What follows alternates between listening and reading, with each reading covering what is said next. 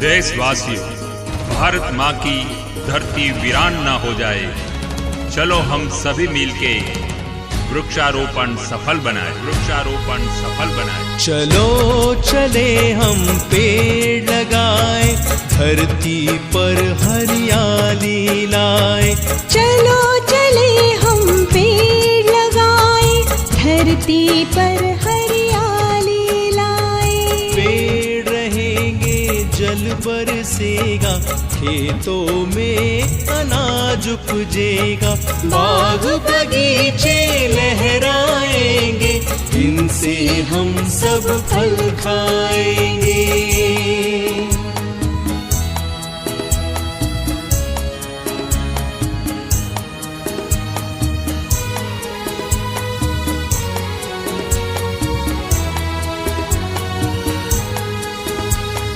फुलवारी में फूल खिलेंगे, तितली भौरे गले मिलेंगे।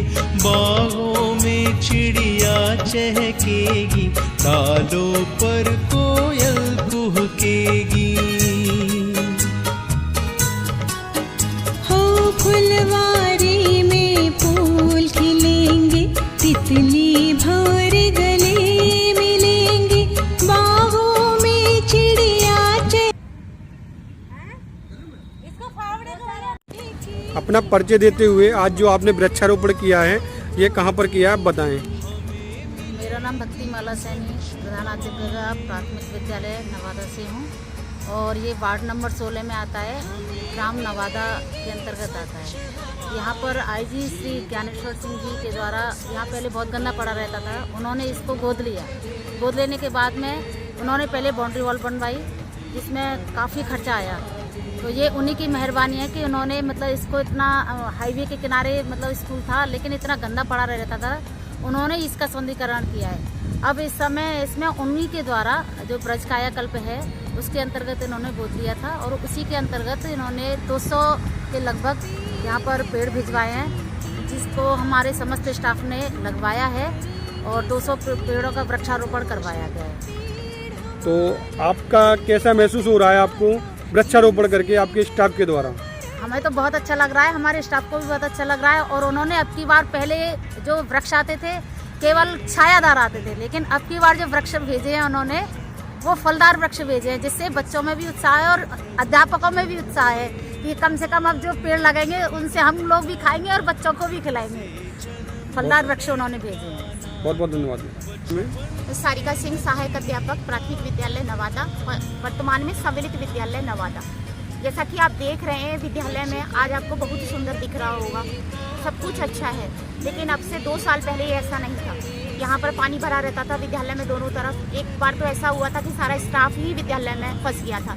लेकिन आज जो ये कायाकल्प हुआ है, इसका जो श्रेय जाता है हमारे एक आईजी हैं ज्ञानेश्वर सिंह जी, IPS अधिकारी, उन्होंने इसको गोद लिया कायाकल्प के अंतर्गत। उन्होंने इसमें भरत करवाई कम से कम 2.5-3 लाख की, जिससे ये ऊंचा हुआ, बाउंड्री वॉल करवाई, गेट बनवाया और अनेकों सुविधाएं, बच्चों का स्पोर्ट्स का सामान है, कुछ भी ईच एंड एवरीथिंग उन्होंने इस विद्यालय को प्रोवाइड कराया। अच्छा मैडम, आप ये बताइए कि जो बच्चे प्राइवेट स्कूलों में पढ़ने जा रहे हैं और सरकारी स्कूलों में इतनी सुविधाएं मिल रही है, इसके बारे में आप क्या कहेंगे? ऐसा है, पहले तो ऐसा था कि लोगों के दिमाग में ये चीज़ थी कि ये प्राइवेट स्कूल है तो यहाँ सिर्फ खाना खाने के लिए जाते हैं, यहाँ सुविधाएं भी नहीं है और पढ़ाई भी नहीं है। लेकिन अब ऐसा कुछ भी नहीं है, यहाँ सारी सुविधाएं हैं। प्राइवेट स्कूल से ज़्यादा है हमारे विद्यालय में सुविधाएं।